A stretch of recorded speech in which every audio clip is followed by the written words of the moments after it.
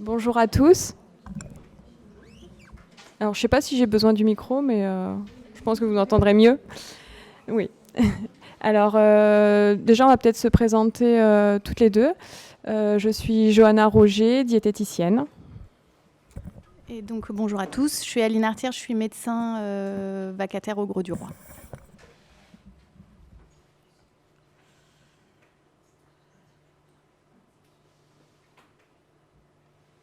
Voilà, alors pour commencer, juste pour vous dire un petit peu comment va se dérouler l'atelier. Donc dans un premier temps, déjà on va vous situer un peu qui on est, ce qu'on fait, voilà, notre lieu d'exercice et un peu notre programme qui est mené dans le service.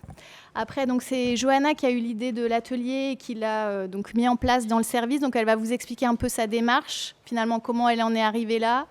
Et ce qui lui a permis de mettre en place un premier axe de travail avec les patients, donc elle va vous décrire, puis un deuxième axe de travail avec l'entourage à proprement dit. Et dans une dernière partie, on vous explicitera un peu la réalité du terrain, parce qu'il y a ce qui est sur le papier et puis ce qui se passe dans la vraie vie. Et puis un peu les projets du coup qui découlent de ça, de ce qu'on aimerait améliorer avec un peu la petite expérience que nous avons. Alors, donc on a la chance de travailler au Grau du Roi, voilà, au SSR du Grau du Roi. Donc en fait, il dépend du CHU de Nîmes et on est rattaché au service des maladies métaboliques et endocriniennes. Donc on est 3e recours au niveau régional. Et donc on propose aux patients qui sont hospitalisés dans le service un programme d'éducation thérapeutique qui est donc fondé sur l'alimentation intuitive et qui est autorisé depuis octobre 2013, si je ne me trompe pas, et donc qui a forcément beaucoup évolué au fil des années. Alors, ce programme s'adresse à des patients qui sont en situation d'obésité et donc avec comorbidité, puisqu'on est en 3e recours, et ou avec des troubles du comportement alimentaire. Dans le service, il y a 30 lits, mais en vrai, il y a une vingtaine de lits qui sont dédiés aux patients qui participent au programme. Le reste, c'est des patients surtout qui viennent pour des plaies. Et on a quelques diabétiques de type 1 et type 2, mais voilà. Alors, le programme, il est coordonné par le docteur Schuldiner, qui est responsable de l'unité. Et donc, vous voyez qu'on a une équipe pluridisciplinaire. Donc, on a cette chance-là de travailler avec plein de métiers différents. Et on a maintenant une ergothérapeute. On a oublié de la rajouter. Bon, voilà. Donc, il y a les cadres de santé, les infirmières, aides-soignantes ASH, les diététiciennes, les enseignants en activité physique adaptée, une psychologue, une assistante sociale, les secrétaires, une patiente experte que vous avez vue tout à l'heure, qui est Madame Contiro, qui intervient dans le service en gros tous les 15 jours, et les médecins du service, et donc l'ergothérapeute. Alors, les patients, ils sont hospitalisés pour 15 jours dans le service le plus souvent. Ils ont tous à l'entrée en fait un bilan éducatif partagé qui est réalisé par l'infirmière le jour de leur entrée et qui est en fait alimenté à chaque fois qu'on voit les patients en individuel. On alimente ce bilan éducatif qui évolue donc au fil du séjour. Le principe du programme, c'est qu'on a des ateliers socles, donc qui sont proposés toutes les semaines aux patients. L'activité physique qui est proposée par les enseignants en activité physique adaptée donc a lieu tous les jours quasiment. Les diététiciennes proposent aussi des ateliers toutes les semaines donc, pour développer les notions de faim de satiété, les mécanismes de la régulation pondérale, etc. Et puis, chaque patient qui rentre va participer à un atelier qui s'appelle Choix des ateliers. Et c'est là où, en fait, on va déterminer le programme des ateliers optionnels qui auront lieu la semaine suivante. Donc, ça veut dire que, du coup, il y a une partie du programme qui change toutes les semaines en fonction de la demande des patients. Et donc, ces ateliers optionnels, c'est à cette occasion-là que peut émerger donc la problématique de l'entourage. En fait, on leur demande ce qui leur pose des difficultés avec leurs problèmes de poids. Et c'est à partir de toutes leurs difficultés qu'on détermine les ateliers qui vont avoir lieu.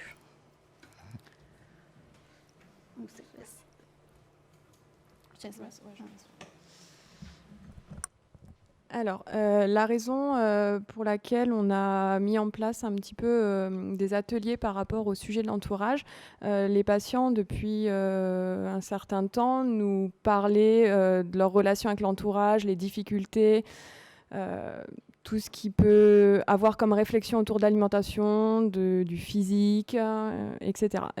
C'était vraiment une contrainte et une difficulté pour eux.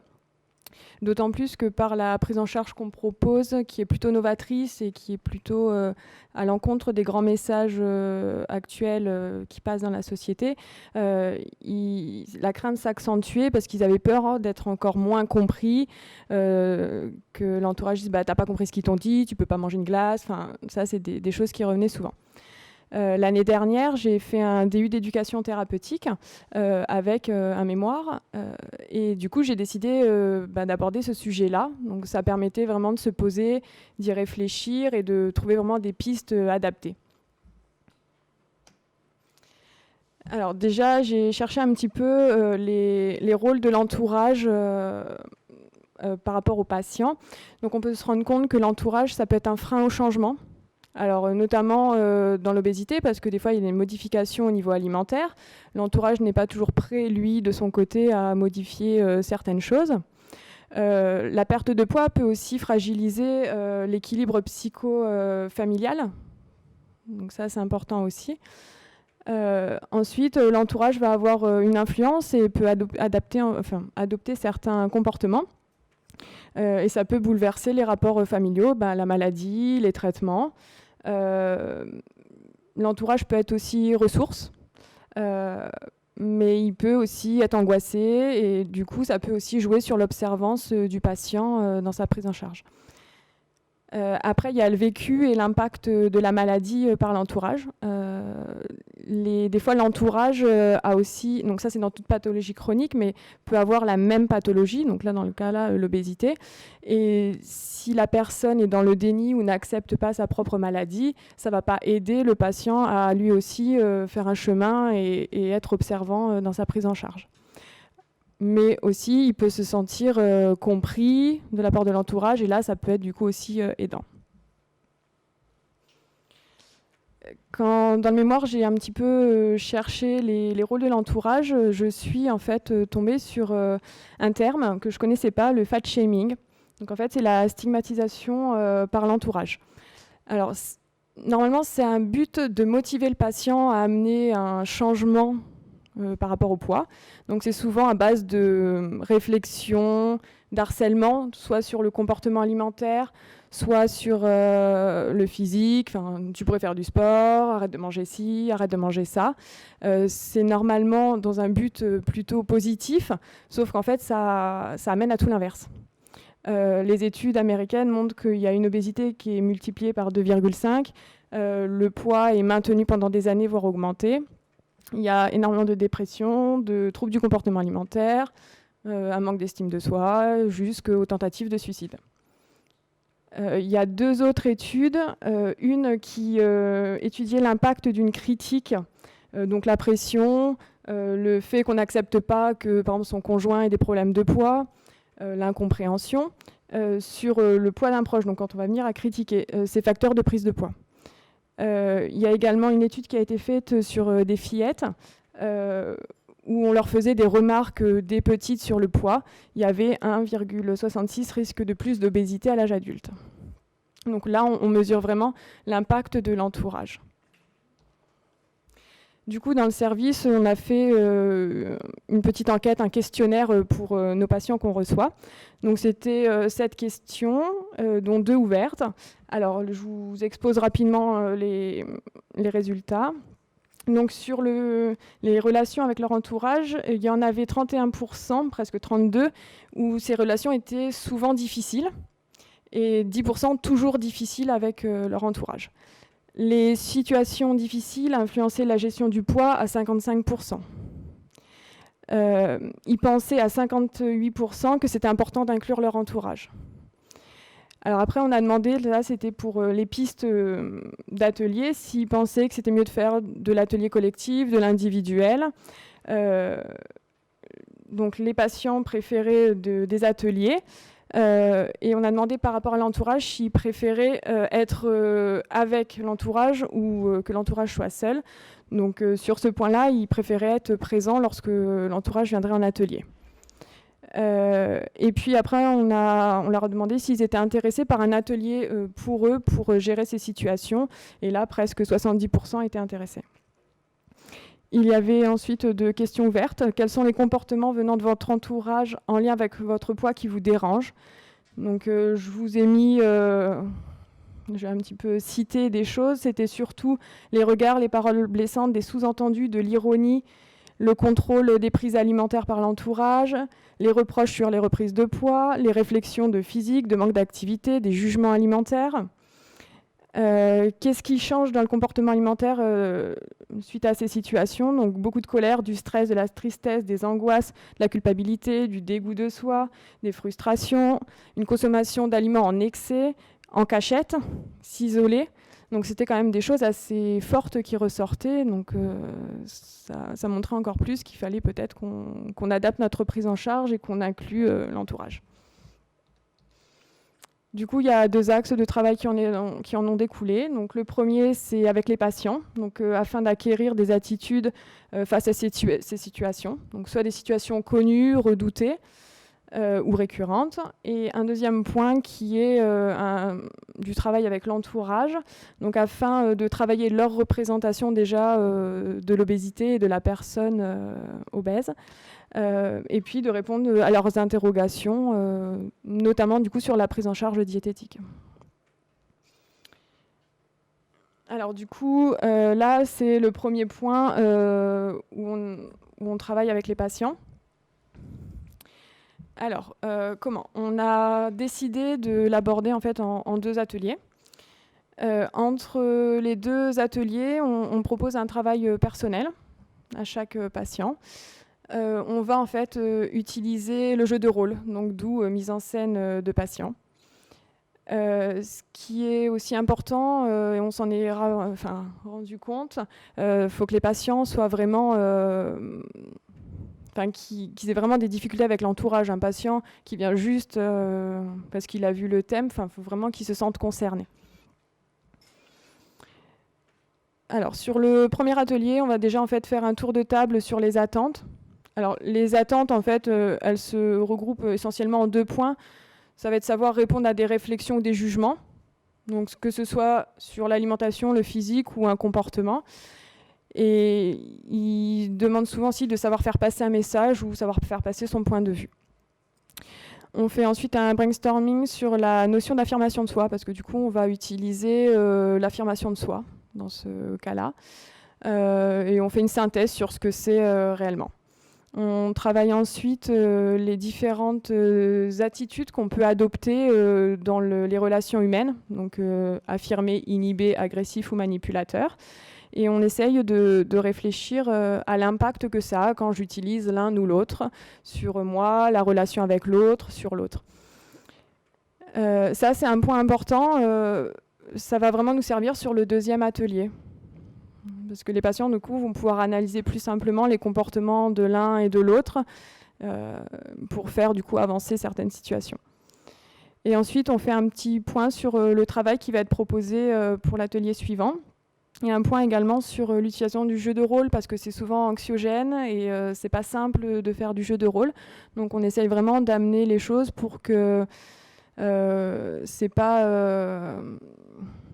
se mettre en scène, c'est vraiment le but d'avancer, de chercher ensemble des solutions. Donc c'est plutôt bienveillant et c'est même totalement bienveillant. Le petit travail qu'on propose, en fait, c'est un auto-questionnaire d'affirmation. Donc c'est de Calvin. C'est 60 questions. Donc c'est des situations. On répond plutôt vrai, plutôt faux. Et suite à ça, on a un petit tableau où on compte les réponses et on sait si on se situe plutôt affirmé, inhibé, manipulateur, etc. On leur demande de réfléchir sur une ou des situations qui sont vraiment problématiques pour eux, donc soit récurrentes, soit une qui redoute vraiment au retour à domicile, de bien y réfléchir et de savoir vraiment bien la détailler, qu'elle soit concrète. Et puis on remet un document qui explique vraiment le jeu de rôle, donc pour qu'ils puissent le lire et même je leur demande de le relire moi avant l'atelier pour qu'ils s'imprègnent vraiment de l'utilité. Sur le 2e atelier, donc on commence par un petit point de partage des résultats de l'auto-questionnaire. Donc là, qui veut partage. On fait ensuite un tour de table sur les situations qu'ils ont choisi d'aborder. Et puis on commence les jeux de rôle. Donc quand on est deux, le mieux c'est de pouvoir faire 2 groupes. Ça permet d'être en plus petit comité, que chacun puisse aussi participer parce que ça prend du temps les jeux de rôle. Donc il faut vraiment un temps important. Et on conclut après sur les 2 ateliers. Alors au niveau du jeu de rôle, alors en photo vous avez moi un livre qui m'a beaucoup apporté. L'affirmation de soi par le jeu de rôle. Alors dedans, vous avez tout ce qu'il faut pour faire du jeu de rôle et tout sur l'affirmation de soi, il est très bien. Alors j'ai essayé de regrouper des points peut-être importants par rapport au jeu de rôle, pour ceux que ça intéresse.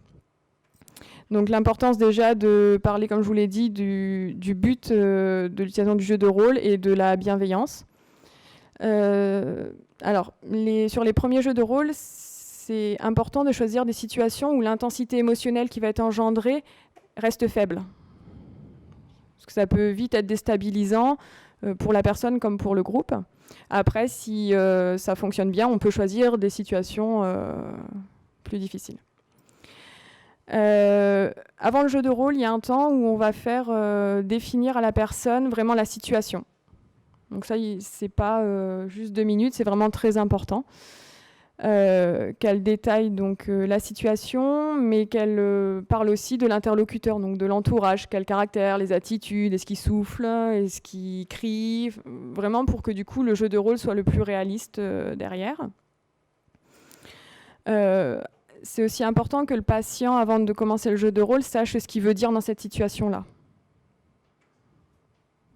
Parce que le but, c'est de pouvoir faire passer et de s'exprimer. On propose aussi du coup à l'interlocuteur qui va jouer l'entourage si il a besoin d'informations en plus sur le rôle qu'il va jouer. Pour que ça fonctionne aussi assez bien, il faut privilégier le volontariat. Forcer un patient à faire du jeu de rôle, ça ne marchera pas très bien. Et plutôt des jeux courts. Donc le jeu de rôle, c'est pas 10 minutes, c'est plutôt court. En général, 1-2 minutes, juste le point principal. Derrière, on débriefe. On demande aux acteurs en premier leur ressenti. Alors nous, on est vraiment attentifs à que ça soit le positif qui sorte en premier. Alors, ils ont tendance à faire des critiques en premier, on ramène toujours au positif. Et surtout, c'est sans jugement, donc il n'y a pas de jugement de valeur ou autre, c'est toujours du conseil. Alors éventuellement, mais plutôt, on propose de rejouer la scène en prenant en compte les éléments sur lesquels on a réfléchi afin d'améliorer. Il y a aussi un point important, c'est le non-verbal. Donc de fuir du regard, d'être introverti, une voix qui monte sur l'agressivité, une voix trop faible, inhibée. Donc on regarde ça aussi. Alors après, si on est en difficulté sur certaines situations, on peut aussi faire inverser les rôles. C'est-à-dire que le patient va prendre le rôle de l'entourage, ce qui lui permet aussi d'avoir un autre angle et du coup de prendre un petit peu de la distance face à la situation. Ce qui est important derrière, c'est de aussi valoriser, féliciter et remercier le patient d'avoir participé et partagé la situation.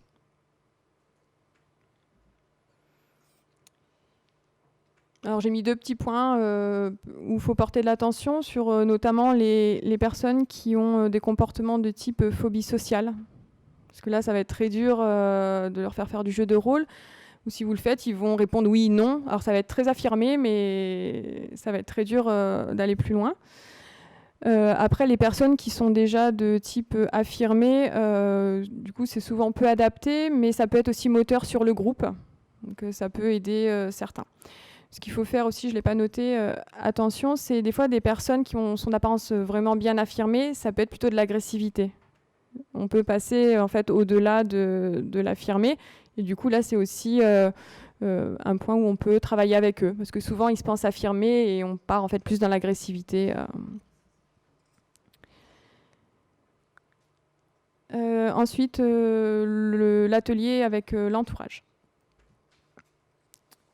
Alors, pour l'instant, ce qu'on a proposé, c'était une date d'atelier par mois.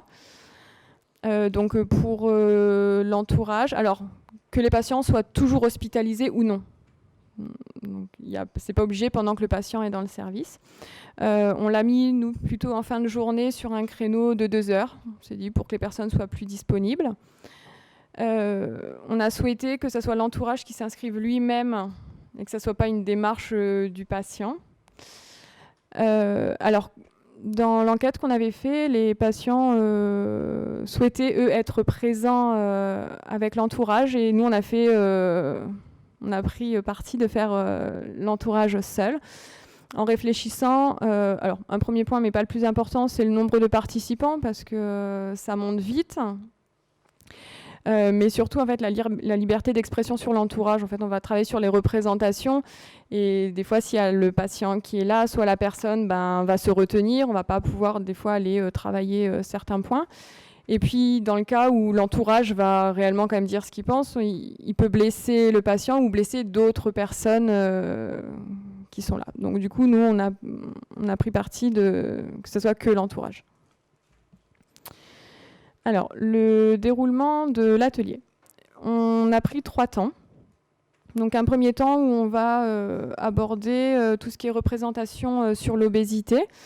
Donc, qu'est-ce que pour vous l'obésité ? Qu'est-ce que pour vous une personne obèse ? Donc, pour vraiment faire sortir toutes les représentations et la vision qu'ils ont de cette pathologie. Donc, ça, on le fait sous forme de brainstorming. Et derrière, en fait, on propose une vidéo qui... Alors, je ne sais pas si vous la connaissez. C'est « J'habite dans le corps d'une grosse dame ». Alors, pour la petite histoire, moi, je suis tombée dessus sur Facebook. Elle m'a interpellée. Du coup, je l'ai montré à Aline derrière. Et du coup, tout est parti de là sur cette vidéo. Donc, on vous la propose. On vous propose de la regarder.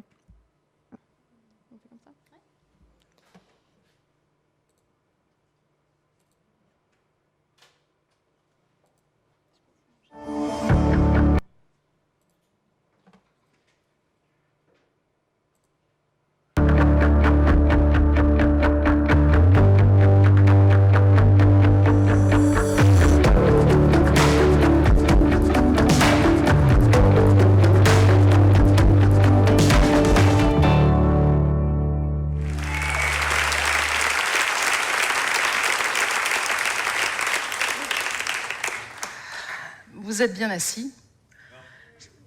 Eh bien, je vais au moins faire un heureux. Pour les autres, c'est dommage. Je vais vous demander à tous de vous lever. Allez-y. Ça va vous dégourdir les jambes. Tout le monde debout, s'il vous plaît. Oh, il y a du monde ce soir. Parfait. Alors, attention. Écoutez-moi bien.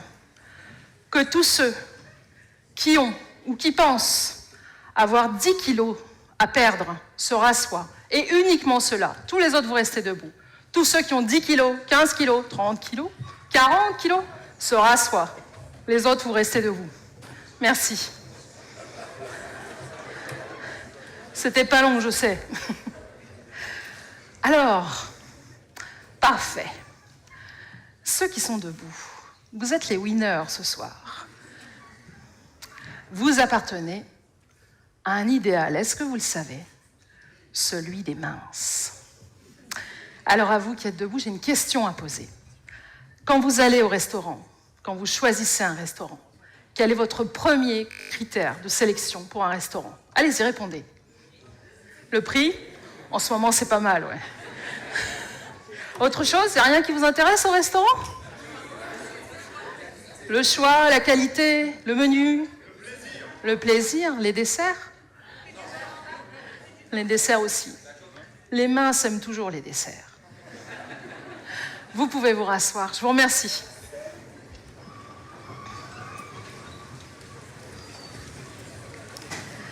Moi, quand je vais au restaurant, la première chose que je regarde, ce sont les chaises.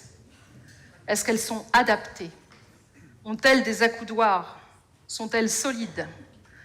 Est-ce que l'espace entre les tables est adapté à ma morphologie ? Vous voyez déjà la différence ? Alors ce soir, nous sommes au Théâtre de Lille, une salle magnifique, très bien conçue. Je ne viens jamais. Jamais. Les chaises sont trop petites, les espaces, et je dérange mon voisin ou ma voisine. Alors ce soir sur scène, comment vous dire? 10 mètres de large, 9 mètres de profondeur, 6 mètres de haut.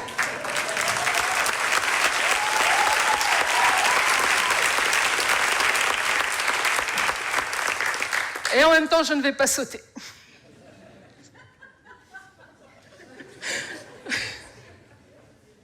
Non, j'entends déjà des pensées qui fusent dans la salle et qui se disent « ça y est, encore une grosse qui va nous faire son show, entre acceptation totale de soi et victime de la société. » Eh bien non. Non, je ne vais pas vous dire qu'être hors norme, c'est bien. Je ne vais pas vous dire que vivre dans ce corps-là, c'est bien. En réalité, je viens vous parler de nous, du rapport que les obèses, puisqu'il faut nous appeler ainsi, entretiennent avec les minces, les 10 kilos de trop, la société moderne. J'ai appartenu à cette société pendant 25 ans. Et aujourd'hui, j'habite dans une grosse dame. C'est une drôle d'expression, n'est-ce pas? Je me suis longtemps interrogée, moi aussi. Ceux qui me connaissent bien vous le diront tous, je ne réponds pas au cliché numéro 1 de l'obèse. Avachi dans son canapé, à manger des chips toute la journée, en se lamentant sur son sort, en jogging de 3 jours, et sentant la transpiration. Un peu exagéré, ce cliché? Et pourquoi? C'est celui que la plupart d'entre vous se font des gros, n'est-ce pas? Celui qui nous prive à vivre dans la même société que vous, les minces, les 10 kilos de trop. Celui qui nous pousse chaque jour à chercher des solutions à ce surpoids que certains se trimballent depuis l'enfance. Celui qui nous juge, qui nous isole et qui parfois nous tue. Et je pèse mes mots. Un autre cliché. Regardez cette photo. C'est celle d'une dame qui mange tranquillement une glace au bord de la piscine. Vous croyez vraiment qu'elle est tranquille? Moi, je vous dis qu'elle les sent, les regards de cet homme en arrière-plan. Et que dire de celui du photographe? Et puis, elle les entend, vos réflexions. Oh, une grosse, la piscine va déborder. Avec le poids que vous faites, se mettre en maillot de bain, c'est indécent. Sérieusement, qu'est-ce qu'elle leur a fait pour mériter ça? C'est vrai après tout, les kilos qu'elle a en trop, elle le sait, elle les porte, elle en a conscience, peut-être qu'elle s'en fout, peut-être pas, peut-être qu'elle veut juste manger une glace au bord de la piscine simplement parce qu'elle habite dans une grosse dame. Alors, certains diront, elle n'a qu'à arrêter les fast-foods et la malbouffe, ils sont responsables de l'obésité dans le monde. Première idée reçue. Fast-food égale obésité. Ce n'est peut-être pas faux si l'on y va tous les jours. Mais soyons honnêtes, est-ce qu'en Nouvelle-Calédonie, on a attendu les fast-foods pour s'enfiler 2 nems et un soda à 8 h du matin? Deuxième idée reçue, elle manque de volonté. Ah, les gros et la volonté. Tout est dit ou presque. Croyez-vous vraiment que les gros manquent de volonté? De la volonté, il en faut tous les jours pour sortir de chez soi. De la volonté, il en faut pour affronter le monde extérieur, et particulièrement le monde du travail. Et puis de la volonté, il en faut pour affronter le monde médical. Et il en faut pour porter tout ça. Gardez en tête que 5 kilos de trop, c'est une taille de pantalon. 10 kilos de trop, tout le monde voit ce que c'est.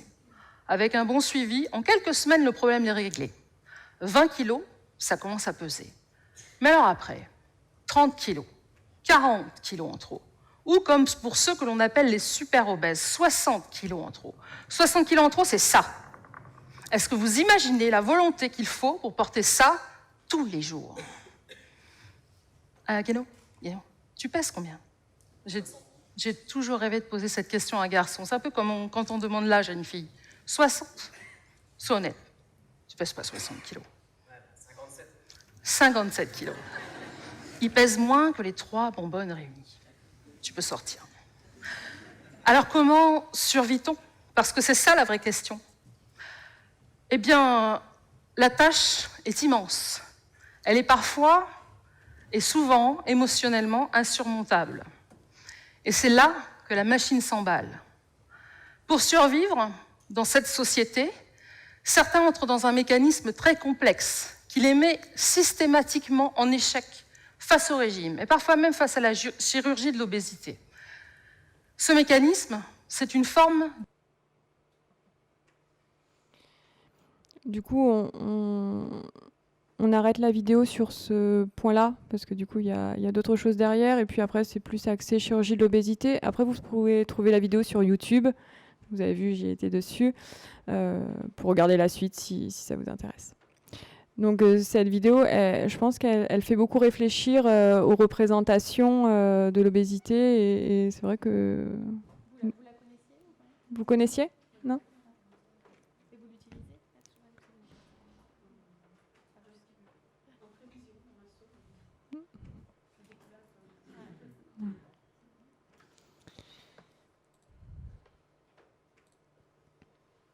Donc le premier point, c'était sur les représentations de l'obésité. Un deuxième point, pendant l'atelier, on va essayer de réfléchir aux attitudes et aux comportements qui peuvent être aidants, donc de la part de l'entourage, ou non aidants. Donc là, dans ce cas-là, on fait visionner une première vidéo et on va ensuite discuter derrière. Donc on va aussi vous proposer de visionner cette vidéo. Je laisse du coup Aline juste en dire 2 mots. Celle-là, elle est beaucoup plus rapide. Vous devez connaître, en fait, c'est une vidéo qui est issue de ETP en scène. Donc les gens qui pratiquent l'éducation thérapeutique doivent connaître. Donc c'est des vidéos qui ont été créées par le comité régional d'éducation pour la santé de la région PACA. Ils ont créé, alors je crois qu'il y a 9 films, 8 ou 9 films, où en fait normalement il n'y a pas de pathologie citée, c'est sur la maladie chronique en général. Donc c'est des supports pour utiliser en atelier. Donc il y a un petit film qui dure en gros 2-3 minutes et un guide d'utilisation. Donc après on l'utilise ou pas, on n'est pas forcé de suivre leur démarche à eux. Après il y a des films à prendre et à laisser, il y a des choses voilà, mais nous c'est vrai qu'on a retenu celui faire face à la pression de l'entourage parce que ça donnait un bon échantillon des comportements que peut rencontrer le patient avec les personnes de la famille en fait.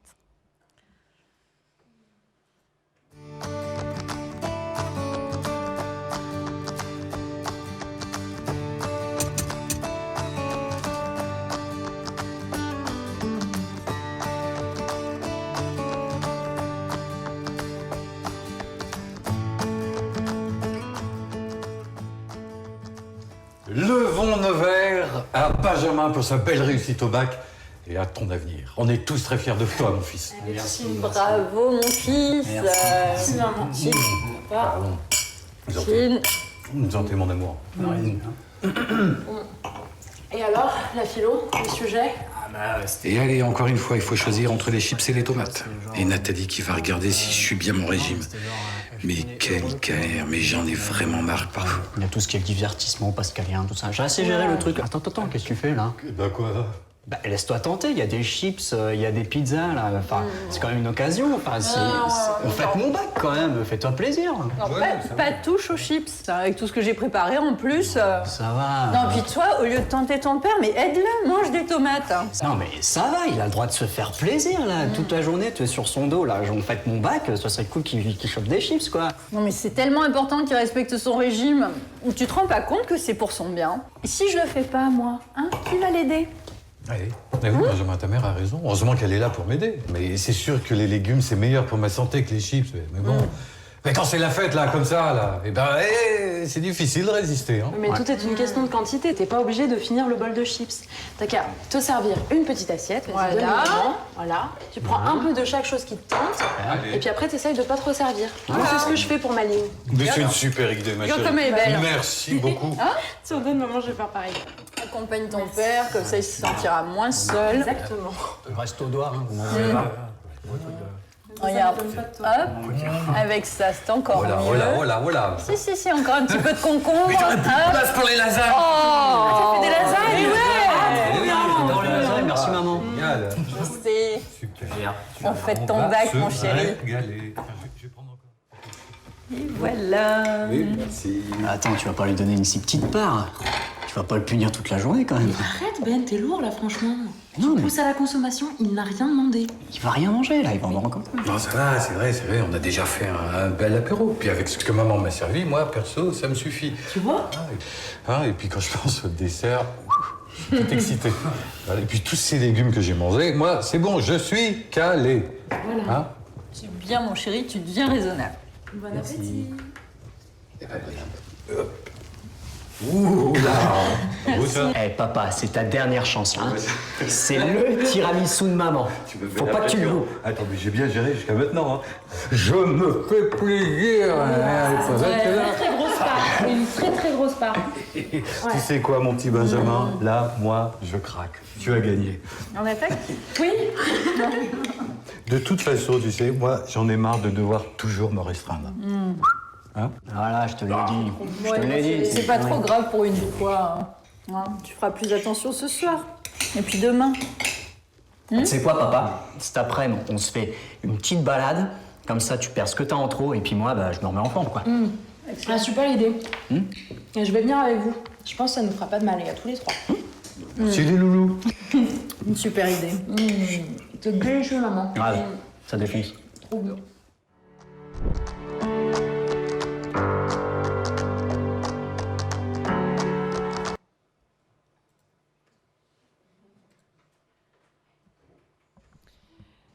Donc à partir de cette vidéo-là, après on fait ce qui peut être aidant et ce qui n'est pas aidant. Donc on fait le tableau en deux et puis on essaye de réfléchir ensemble. Et ensuite un troisième point donc, sur la prise en charge diététique qu'on peut proposer dans le service. Donc on fait sous forme de quiz avec un diapo, 4 grandes idées, grands thèmes et puis chacun donne son avis et on discute sur ces points-là.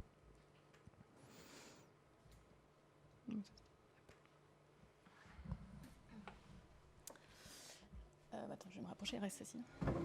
Donc là, on vous a un peu montré sur le papier voilà, ce qu'on a prévu de faire. Donc, comme toutes les personnes qui font de l'éducation thérapeutique, il y a énormément de positifs, mais il y a aussi des difficultés. Donc, on tenait aussi à vous faire partager les choses qui nous ont un peu mises en difficulté.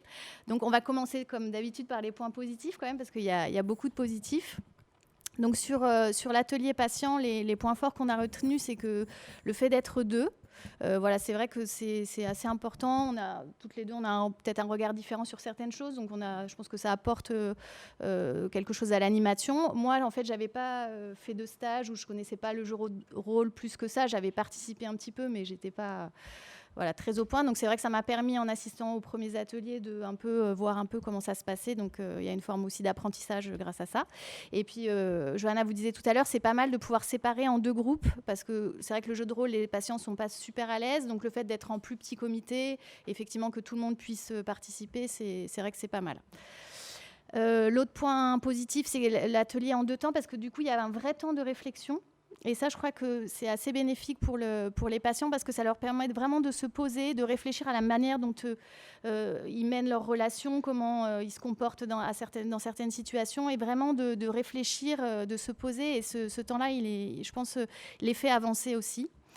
Ce qui nous paraissait positif aussi en point fort pour ces ateliers, c'est que c'est vraiment un sujet qui revient beaucoup, quelque chose qui peut vraiment polluer leur quotidien et qui est vraiment très lourd à porter et qui finalement et pas tellement abordé en consultation. Enfin, c'est vrai que nous, en consultation, on ne parle pas forcément de ça. Donc là, c'est vraiment un temps qui est dédié à ça. Et je crois que, ils adhèrent, ceux qui sont concernés adhèrent vraiment au projet. Après, il y a le côté valorisant pour les patients parce qu'en fait, il y en a qui osent du coup se mettre un peu sur le devant de la scène. Donc, pour des gens souvent qui n'ont pas forcément beaucoup d'estime de soi, etc. Donc, ça, c'est quelque chose qui est assez valorisant pour eux. Et surtout, on découvre des talents d'acteurs. Et après, il y a les patients qui disent « Ah, mais tu l'as trop bien joué, c'était exactement ça. » Donc, c'est vraiment extrêmement valorisant. Donc, ça aussi, ça fait partie des points positifs de l'atelier. Et puis, comme tout atelier collectif, il y a le partage, le soutien des autres, le fait de vivre les mêmes situations, qu'on connaît tous quand on fait de l'éducation thérapeutique. Il y a vraiment cette émulation qui est vraiment, vraiment positive. Et puis, comme j'avais un peu abordé tout à l'heure, le fait de prendre vraiment conscience des situations en les verbalisant. Voilà. Et aussi le fait que comme ils jouent la scène, donc ils vont jouer la manière dont eux réagissent et que les observateurs, les autres patients leur fassent des remarques, donc comme on a dit toujours dans la bienveillance, sans jugement, mais leur disent, tu vois, tu étais positionné comme ça, etc. Déjà, ça a beaucoup plus de poids que le soignant. Ils acceptent, enfin, ils entendent mieux, je pense, les remarques et ça leur fait vraiment prendre conscience de la manière dont les relations se forment et comment on peut finalement modifier les choses. Alors, les points faibles pour ces ateliers, entre guillemets, c'est le problème d'emploi du temps, c'est qu'on a beaucoup de mal à trouver le temps. C'est-à-dire qu'il faut qu'on se libère toutes les deux fois dans la semaine. Donc, autant dire qu'on n'en a pas fait non plus des kilos, des ateliers. Donc, c'est pas possible de le faire toutes les semaines, ça c'est sûr. Comme c'est en 2 fois, il y a certains patients qui participent qu'à une seule séance. Donc, c'est un peu dommage. Ils n'ont que la moitié du travail. Donc, ça, c'est un peu le point négatif. Il y a une fois où on a été, enfin moi particulièrement, un peu mise en difficulté, c'est par des patients en fait, qui viennent à l'atelier, mais qui finalement ne sont pas tellement concernés par le sujet, dans le sens où ils ont peut-être des relations qui ne sont pas forcément... leurs relations sont difficiles, mais ils n'ont pas la volonté forcément de changer. En fait, ça leur convient comme ça. Et donc, ils sont plus dans les comportements agressifs. Et quand on essaie de les faire travailler sur les comportements plus affirmés, sans agressivité, ils le prennent comme une sorte de faiblesse, voilà, comme s'ils se montraient faibles. Et du coup, c'est extrêmement déstabilisant pour les gens autour qui, du coup, se disent « Attends, mais si je réagis comme ça, c'est que je suis faible, etc. » Donc ça nous a vraiment mis en difficulté. Donc ça, c'est vraiment un point important que les patients qui viennent soient vraiment dans une démarche de modifier leur relation, que leur relation actuelle ne leur convient pas avec leur entourage et qu'ils veulent faire une démarche pour la changer.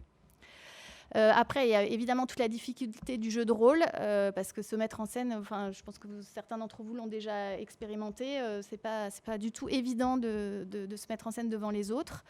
Ensuite, quand on leur demande de jouer une situation, donc on leur demande de la décrire vraiment. Donc il y a 2 acteurs, il y a le patient et un autre patient qui joue l'entourage. Et donc le patient qui joue l'entourage, il peut ne pas tenir compte des consignes entre guillemets que lui a donné le patient concerné. Donc ça, du coup, les scènes sont un peu compliquées parce que ça reflète pas la réalité. Donc ça peut être aussi une difficulté pour l'atelier.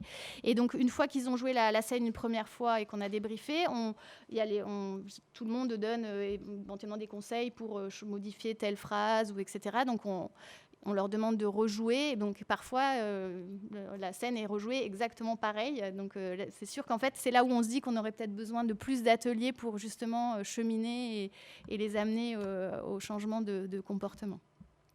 Voilà. Et puis la dernière chose, c'est que c'est vrai que c'est difficile de livrer parfois des situations qui sont extrêmement intimes.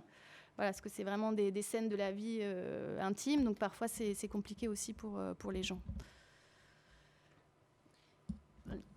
Des fois aussi sur le point où les patients, enfin celui qui joue le rôle, c'est pas cohérent par rapport à ce que le patient a expliqué comme situation, ou qu'ils n'arrivent pas à faire avancer la situation. Moi, ça m'est arrivé plusieurs fois, du coup, de rentrer dans le jeu de rôle et du coup de jouer l'entourage.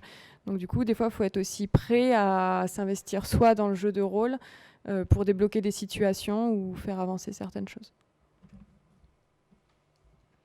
Alors pour l'atelier entourage, les points forts, toujours le fait qu'on soit 2, le fait qu'on a plusieurs supports qu'on n'utilise pas forcément à chaque fois. En fait, c'est aussi un peu en fonction des attentes des patients qui viennent. Et puis les personnes qui se déplacent, qui font l'effort de venir, c'est vraiment des personnes qui sont concernées, qui sont à l'écoute. Donc ça, c'est assez positif. Alors les points faibles, donc toujours le temps. Après, alors la grosse difficulté qu'on a rencontrée, c'est en fait de faire venir les gens. Donc ça a été vraiment le point compliqué parce que quand on en parle aux patients, qu'ils en parlent à leur entourage, c'est super, c'est génial, on vient, etc. Et puis dans les faits, en fait, c'est compliqué de se libérer dans la vie de tous les jours, etc. Donc c'est vrai que ça, on a été un peu déçus parce que du coup, on a fait un atelier entourage, les autres n'ont pas été remplis.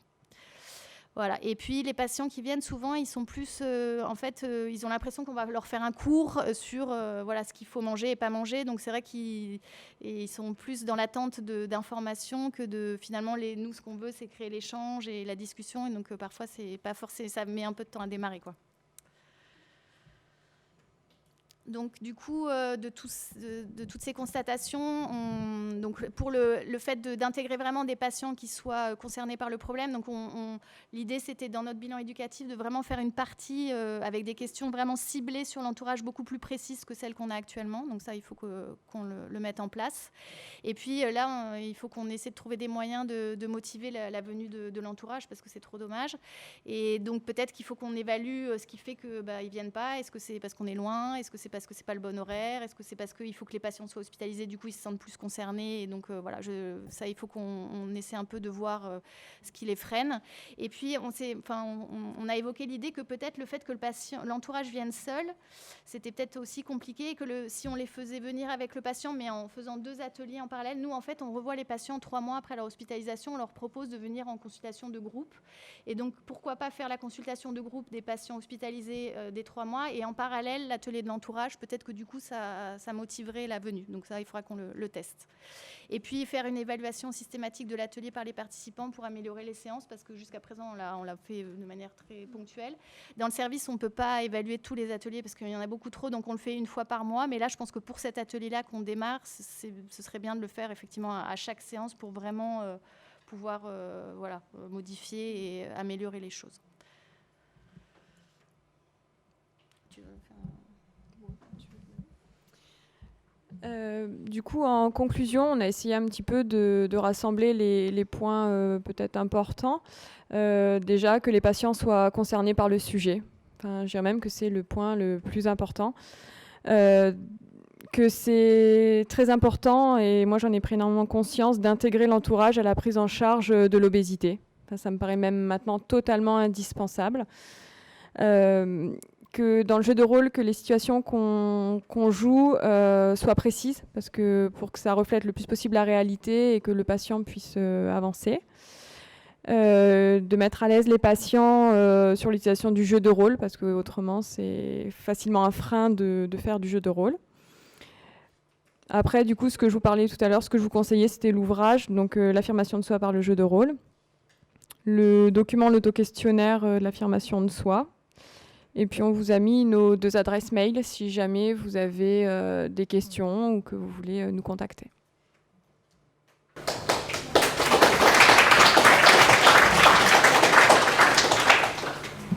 ne sais pas si vous avez des questions.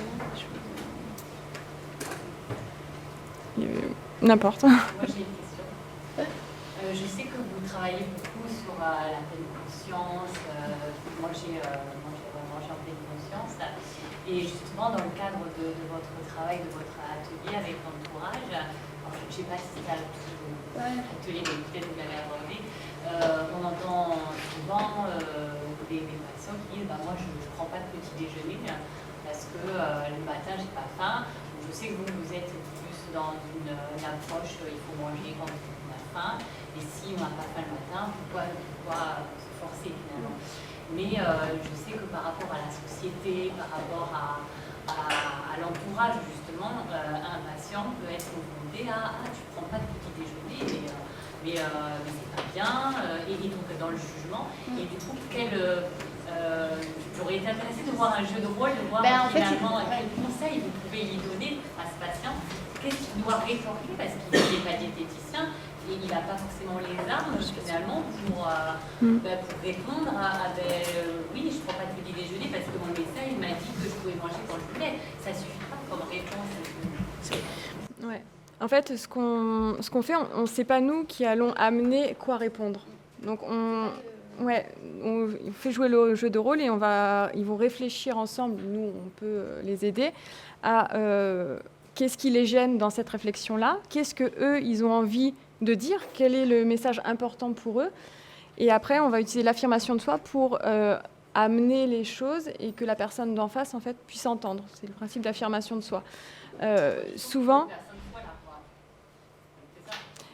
Non, en fait...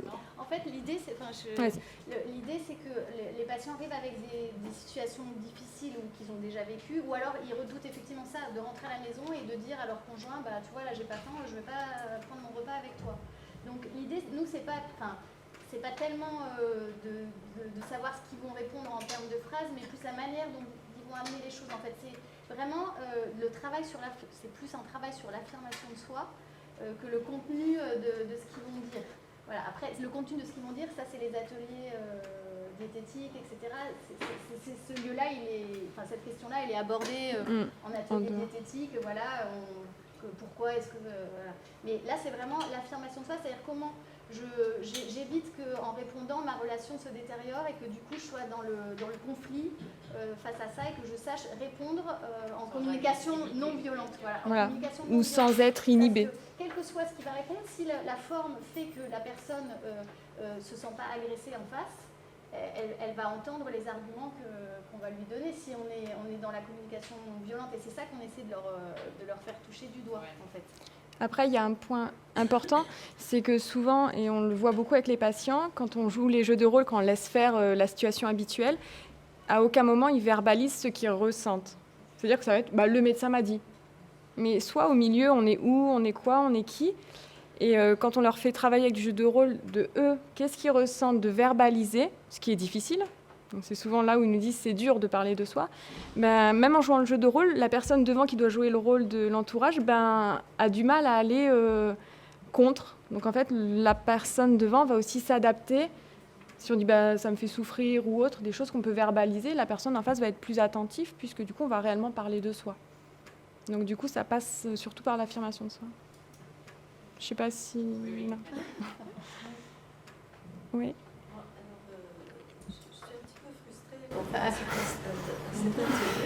Parce qu'en fait, c'est passionnant tout ça, mais c'est dans un cadre de structure particulière. En tant que praticien libéral tout seul dans le cabinet, moi je venais chercher, je ne m'attendais pas à trouver des miracles, mais des outils pour comment je prends en charge moi les personnes, les accompagnants, les gens qui veulent consulter. Parce que nous, on n'est pas du tout dans le... Je me vois là, on va faire un jeu de rôle. Là. Bien sûr, mais... le patient et tout l'accompagnant. Donc, c'est ça le plus difficile. Alors, c'est très intéressant l'histoire de l'affirmation de soi. Du coup, je vais vous donner ton questionnaire.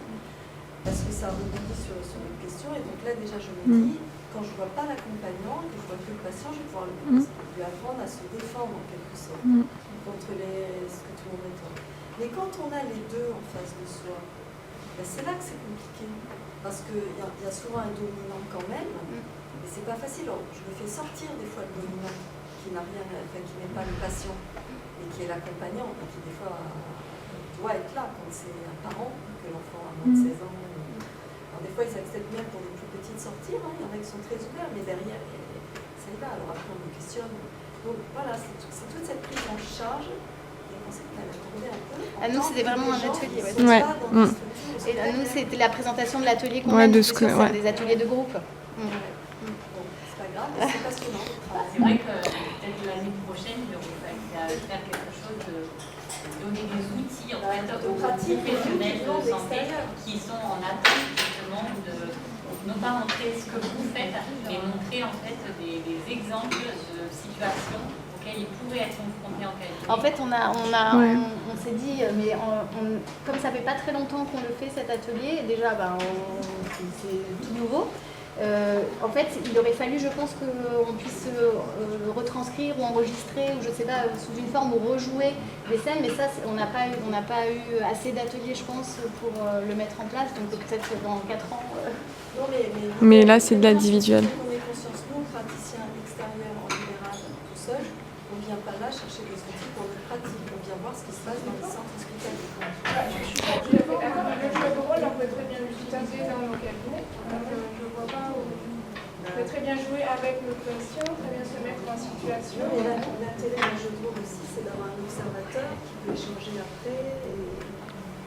Là, nous, du point de thérapeute, on peut occuper une position un peu différente. C'est nous aussi qui pouvons observer et amener le patient à observer ce qui se passe en lui. Moi, je suis en libéral. Après, moi, je suis formée à l'ETP, donc c'est vrai que j'ai plus cette... je comprends tout à fait ce que vous avez voulu présenter. Moi, je trouve ça très, très intéressant. Et je pense vraiment qu'en libéral, même la petite vidéo, en libéral, on peut aussi montrer des vidéos. Il y a plein d'outils là que vous avez présentés qu'on peut tout à fait utiliser en individuel, en libéral. Après, je pense qu'aussi, on peut travailler avec le patient sur l'affirmation de soi sans utiliser spécialement le jeu de rôle, faire repérer le comportement qu'il peut avoir dans une situation qui lui pose problème et peut-être de réfléchir à une phrase qu'il pourrait utiliser ou qui permettrait qu'il s'exprime. Nous, c'est vrai qu'on travaille avec le jeu de rôle, mais après, la base, c'est l'affirmation de soi. Donc après, nous, c'est un moyen qu'on a utilisé et qui implique beaucoup plus le patient. Et en libéral, on peut aussi, avec nos patients, mettre en place des questions. Oui, oui, c'est vrai. Moi, je ne suis pas formée à l'ETP, mais pour le coup, je pratique ce genre de choses. C'est pas tout à fait. Après, c'est plus une question d'organisation, parce qu'on peut mettre en place par rapport au temps qu'on a. Et, voilà. Oui, ça se fait de plus en plus. Là, il y a des cabinets qui font des séances de méditation en groupe, tout à fait. Ouais, c'est vrai. Il y avait une question. Ouais. Et là, attendez, c'est Question d'affirmation. Je suis Grâce Malène, je suis pédiatre aussi à Chevigny, donc on est collègues du même établissement en géographie. Donc, je suis ravi de vous entendre parce que je suis pédiatre et j'assure la consultation des enfants en visite. Ouais. Et donc je me pose la question de la possibilité d'appliquer ces ateliers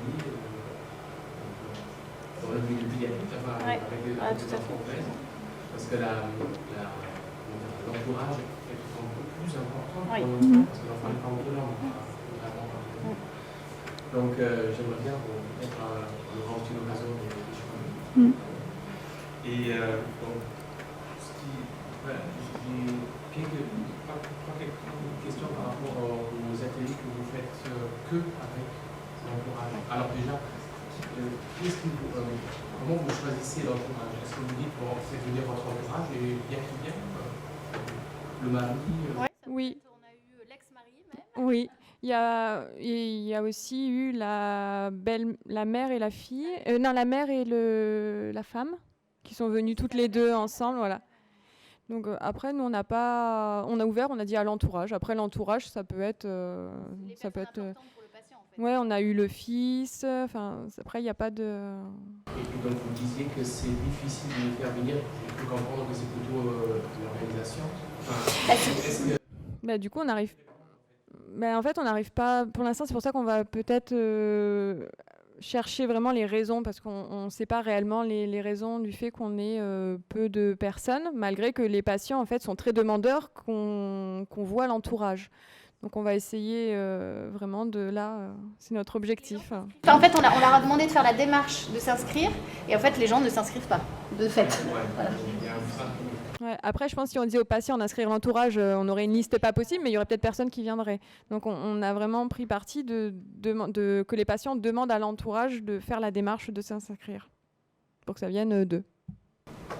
Troisième question, comment vous valorisez cette activité? Alors si vous travaillez avec que des gens de l'entourage, parce que là du coup c'est pas vos patients. Il n'y a pas de... Donc vous faites ça Oui. C'est pas dans le cadre de votre programme de doublé, par exemple? Disons que c'est un peu dans l'idée. Après, ça n'apparaît pas dans le programme, c'est sûr. Sur nos synthèses de programme, on n'a pas d'atelier, on ne coche pas atelier entourage, on le fait pour les patients. Jusqu'à présent, on n'en a pas fait beaucoup, donc ça ne nous a pas pris trop de temps. Et puis après, dans le logiciel pour s'inscrire, on le met sous le nom du patient.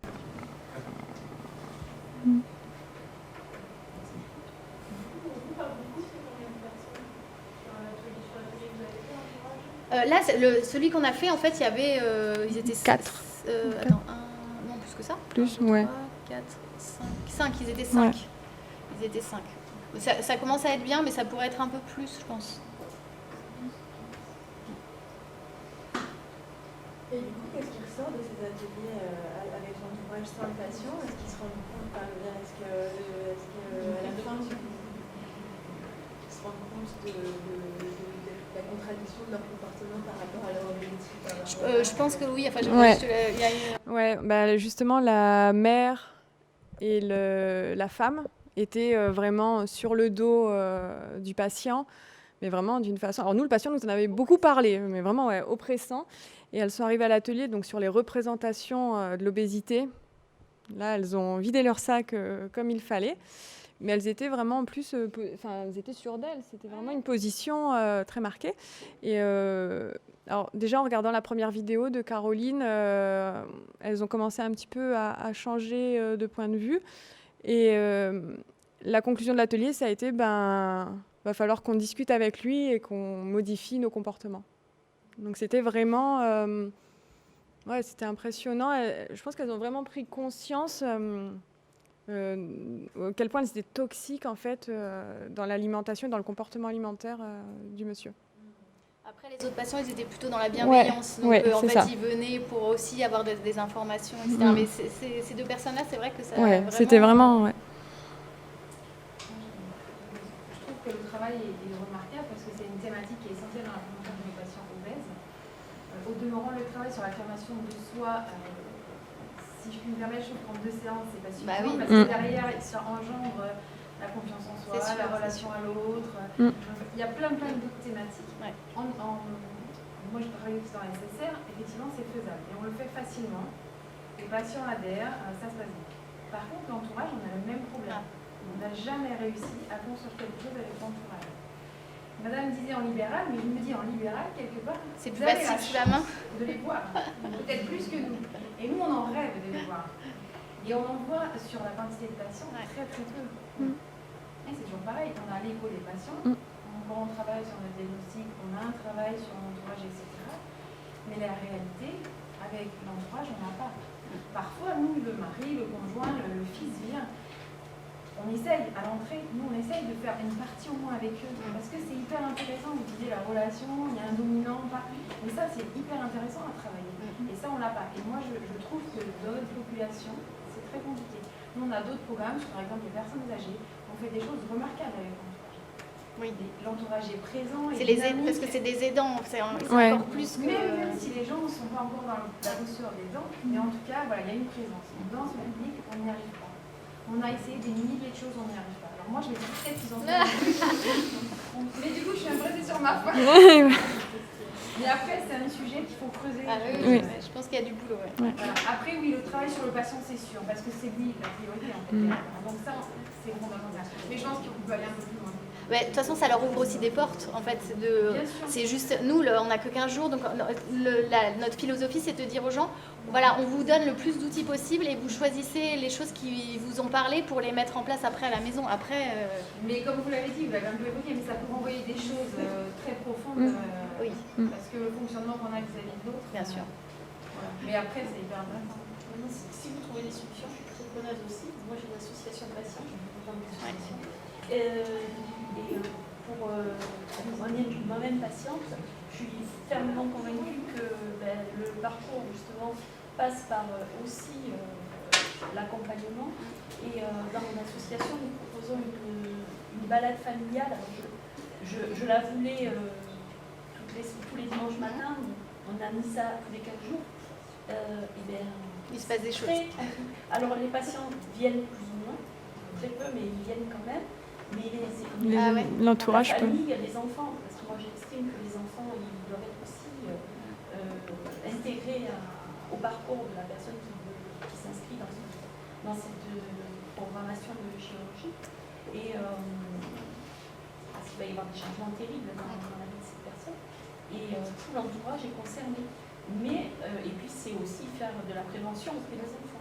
Mais c'est très compliqué. Voilà, si vous trouvez des solutions, voilà. Bonjour. Alors qu'ils sont demandeurs. Vous apportez une petite touche, j'allais dire peut-être sur la suite. Nous, on a une HDJ à Perpignan où on prend l'obésité pédiatrique en charge et on a les parents qui viennent. Et donc je pense que dans l'avenir, ils se déplaceront plus rapidement puisque nous, on fait la prise en charge parents-enfants et parfois aussi les grandes sœurs ou les grands frères ou les grands-parents ou les gens qui sont aidants et qui viennent autour et petit à petit, c'est en train de changer d'état d'esprit. Nous, ça fait 1 an qu'on a ouvert. Ça s'améliore. Voilà. D'accord. Je pense que peut-être ça ouvrira des portes. Merci. Merci.